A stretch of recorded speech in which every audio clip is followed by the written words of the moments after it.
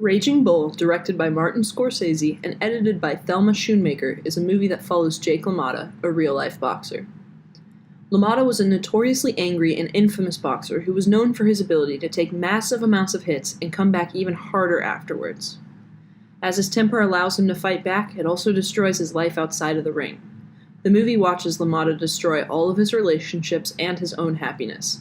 The editing shows this violence and anger through every cut. And rock Jake La Motta right to the field. Come on, Ray.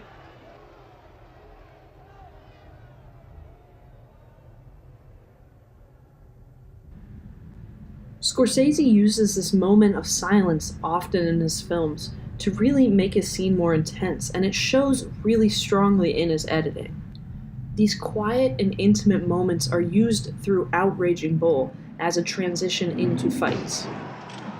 However, in the final fight, the quiet moment is between Robinson and La Motta, not La Motta and his wife. And yet it shows almost more because of it.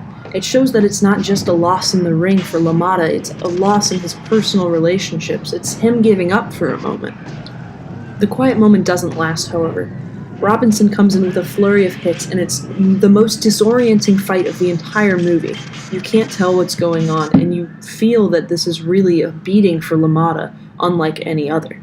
And though he doesn't fall in the end, this is his fall from grace. He loses his title belt, he loses the relationships closest to him, all because of his rage.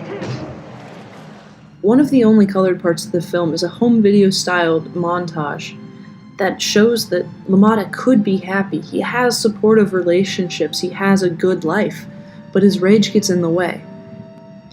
The montage has some of the most unique editing in the film because of it. It doesn't look like it's filmed by a professional, it looks like a home video.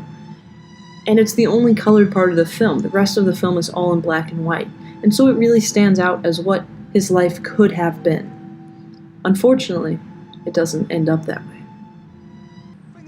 We don't only get to see La Motta's rage in the ring, we see it outside just as often, especially to both his first wife and second wife, but also his brother. The editing matches the style of the fights when we do see this rage outside, especially when they are actually fighting outside the ring, which makes you feel that La Motta's whole life is a fight. He can't let go of the ring. Fights are made more lifelike in many ways. One such way is they use heat distortion throughout one of the fights. Slow motion is used multiple times. The flash of cameras in the background and the crowd behind it is incredibly loud and disorienting in almost every single fight. All this adds into the feeling that we really are there in the crowd, the feeling that we are La Motta. We even get to feel La Motta's emotions throughout the fight's editing.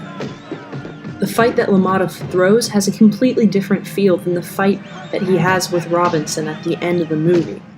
Raging Bull is remembered as one of the best edited movies.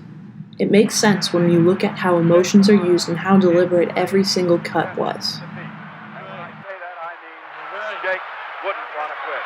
He wanted to go. Hey, Ray. Never went down, Ray. You never got me down, Ray. You hear me? Never got me down.